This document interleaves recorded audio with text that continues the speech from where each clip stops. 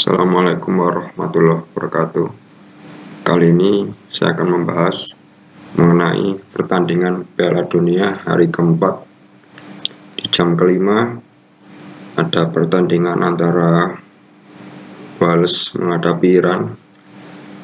Mulai hari ini adalah laga kedua ya. Dan dimana sekarang kembali lagi ke grup A. Di sini ada Wales melawan Iran. Saya tidak bisa melihat ya karena jam 5 warkopnya belum buka. Dan juga TV saya sedang rusak. Sudah lama TV saya rusak.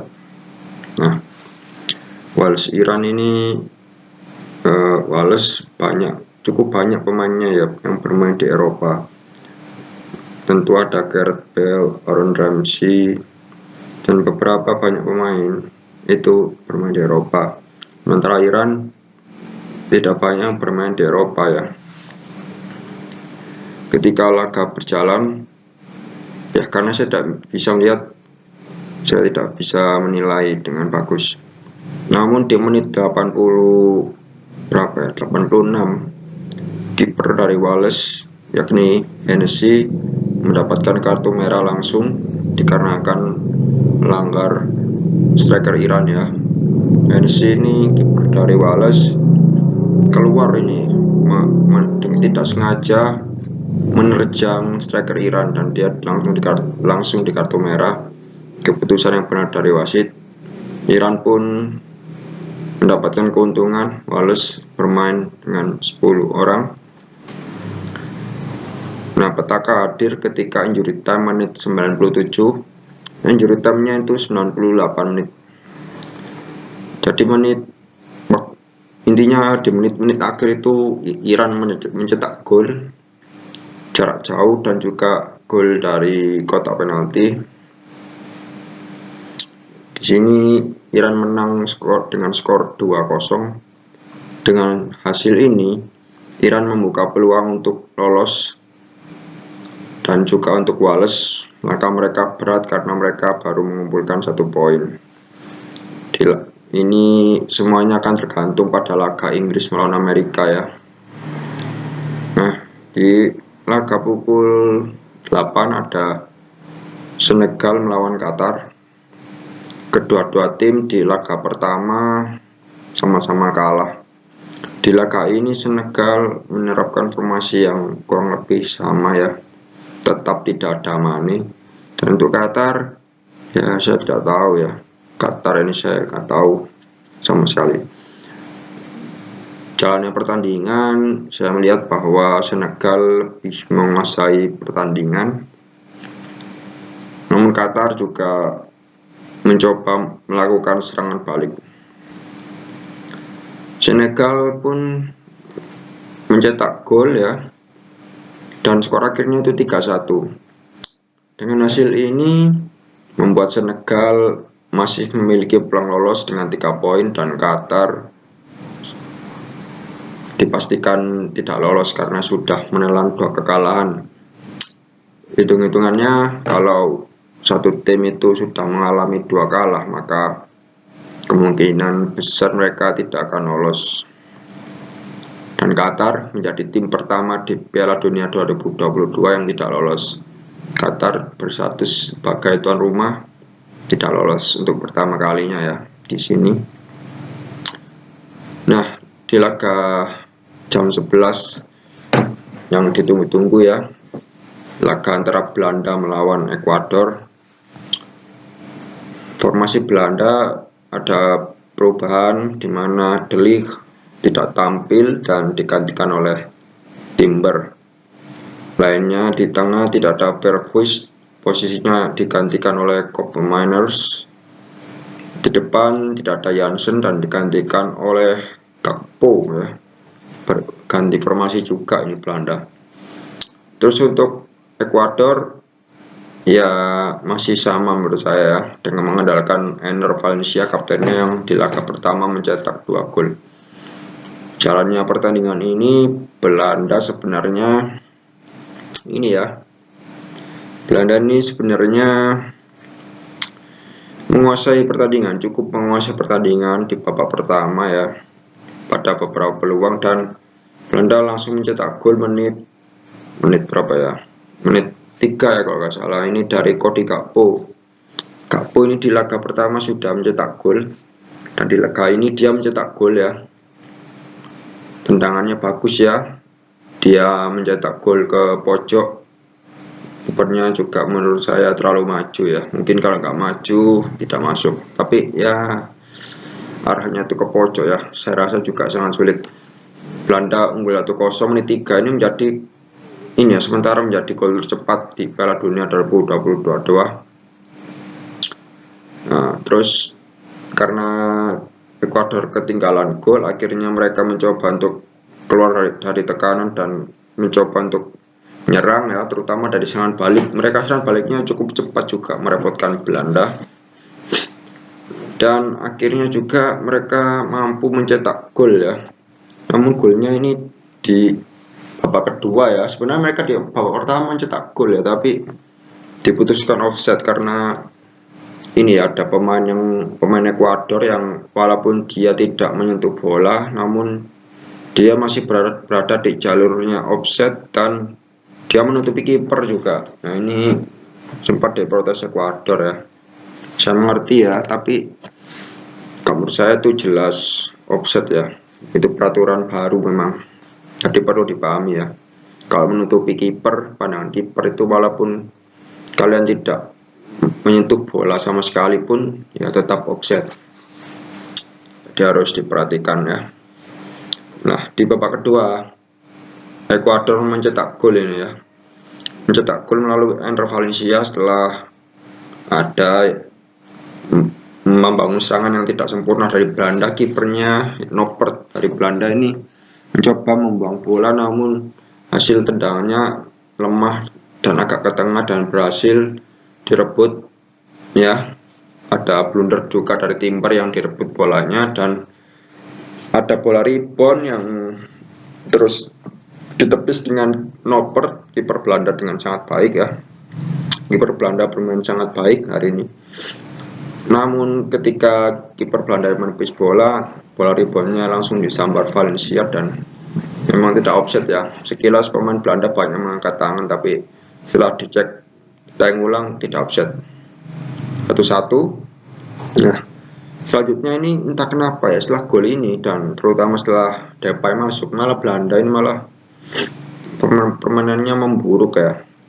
Entah kenapa, tapi kalau menurut saya ini salah satunya karena stamina juga, karena terlihat Ekuador ini staminanya lebih bagus karena dari babak kedua mereka menekan ya, selama 45 menit babak kedua mereka menekan ya, ketika Belanda memegang bola itu pemain Ekuador dengan cepat mengepres sampai ke depan ya dengan kompak. Nah, ini menyulitkan pemain Belanda untuk mengumpan karena seketika mereka mencoba mengontrol bola, pemain Ekuador ini dengan cepat ini ya mencoba untuk mengepres pemain Belanda. Nah, dimana ini menyulitkan pemain Belanda. Nah, sampai akhir-akhir laga pun Belanda tetap terkena banyak serangan sekali ini. Walaupun tidak banyak shoot ya, tapi Belanda secara garis besar posisinya menurun di babak kedua ini. Ini bagi Van Gaal, pelatihnya Belanda, bahwa Belanda ini selain permainannya yang masih agak kaku menurut saya karena tidak terlalu banyak pergerakan, terutama strikernya ini staminanya juga memburuk. Sementara untuk Ekuador juga ya, mereka staminanya bagus ini, menekan ya, sangat Spartan, cukup keras juga permainan dari Ekuador. Nah, dan ketika kita lihat statistik ini Ekuador ini ya shootnya lebih banyak ternyata, dan posisinya juga lumayan agak imbang. Dengan hasil ini Belanda ini ya di atas angin, mereka sudah mengumpulkan 4 poin. Terakhir mereka melawan Qatar ya, saya rasa lolos, menang, mereka peringkat 1. Sementara untuk Ekuador, mereka juga setengah di atas angin karena mereka sudah mengumpulkan 4 poin. Laga terakhir melawan Senegal, nah ini bunuh-bunuhan ini. Di antara yang siapa yang menang ini akan lolos, Senegal atau Ekuador yang menang akan lolos. Belanda mestinya lolos ya. Kalau terakhir nggak kalah aja mereka lolos pastinya. Nah, itu tadi laga keempat ya, hari keempat. Saya akan lanjutkan untuk hari ketiga yang kemarin tidak saya buat ya. Hari ini saya gabung aja. Nah, kemarin tuh yang seru Portugal melawan ini Ghana ya. Nah, ini Portugal ini untuk pemain intinya iya ada ini ya, PP di bangku cadangan, kipernya juga bukan Rui Patricio tapi Diego Costa, kiper dari Porto, tengahnya Ruben Neves dari Wolves, dan depannya juga ada Otavio ya, bukan Leao. Selain itu sama, karena beberapa pemain bermain di Eropa seperti Partey, ya beberapa pemain bermain di Eropa juga Ghana.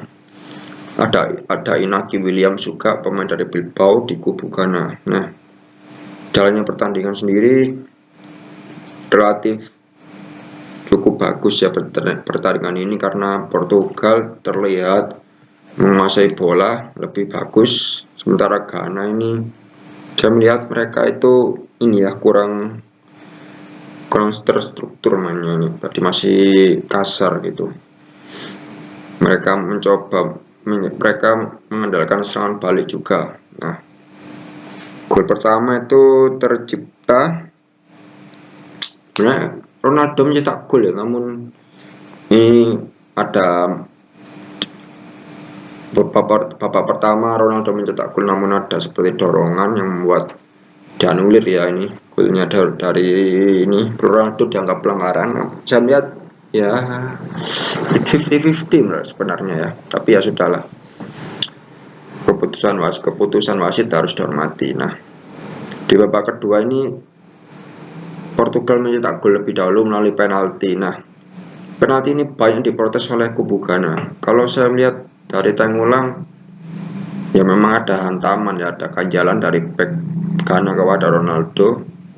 Namun ini juga menurut saya agak 50-50 karena ganjalannya itu ringan ya, dan Ronaldo diganjal ringan langsung terlempar dengan cukup jauh. Jadi agak-agak dramatis, tapi ya oke lah.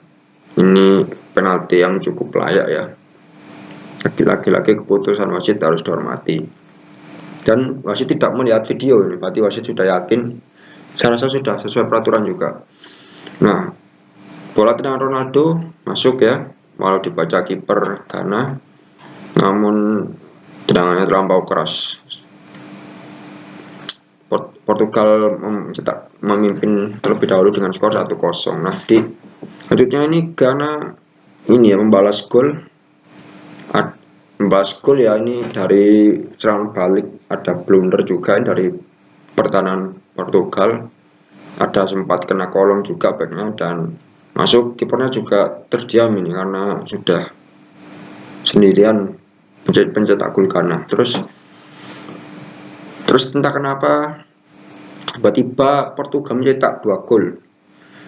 Nah, yakni melalui Leao dan juga Joao Felix ya, menjadi 3-1, gol yang bagus-bagus menurut saya. Dan Ghana sempat ini ya mendapatkan harapan karena mereka menit 83 mencetak gol melalui proses yang hampir sama. Ini cuma bedanya di sini sundulan. Nah, sundulannya itu ke pojok juga. Nah, ini PR-nya Portugal ini pertahanannya itu jelek sekali ini ya di pertandingan ini, di mana Danilo dan Ruben Dias seperti kurang kompak dan Ruben Neves sebagai gelandang bertahan seperti kurang mendukung pertahanan.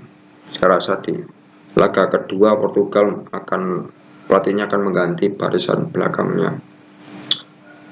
Skor 3-2. Nah, ini setelah 3-2 ini Ghana menggempur ini habis-habisan pertahanan Portugal. Nah, ini Ghana nih ada kejadian cukup lucu ini. Ghana sebenarnya hampir mencetak gol penyama kedudukan menit injury time terakhir ketika kiper Portugal ini secara tidak sengaja ya Setelah menangkap bola, dia mencoba drop bolanya ke tanah dan tidak melihat bahwa Inaki Williams itu menunggu di belakang ya. Dan Inaki Williams pemain Ghana ini berlari, untungnya William kepleset ya. Coba kalau tidak kepleset itu saya rasa bolanya masuk. Saya rasa ada keberuntungan juga di sini. Untung nggak masuk, kalau nggak masuk mungkin kalau bahasa di sini tuh tembak itu kipernya ya. Masa kayak gitu blundernya sangat menyatakan Karius ini. Jangan-jangan kamu saudaranya Karius. Nah, untungnya tidak masuk dan ya Portugal mengakhiri laga dengan skor 3-2. Hasil ini membuat Portugal ya menjadi pemuncak klasemen, dan untuk Ghana di laga kedua mereka akan sangat berat. Saya rasa demikian ya review pertandingan Piala Dunia hari keempat dan juga hari ketiga. Saya gabung jadi satu ya. Untuk selanjutnya ada Inggris dan Amerika. Saya tidak bisa melihat dan ketika saya membuat video ini laga masih berlangsung. Untuk besok ada hari kelima ya. Kita tunggu saja apa yang akan terjadi. Semoga akan memunculkan laga seru juga ya. Sampai jumpa besok. Saya ucapkan terima kasih. Sekian. Assalamualaikum warahmatullahi wabarakatuh.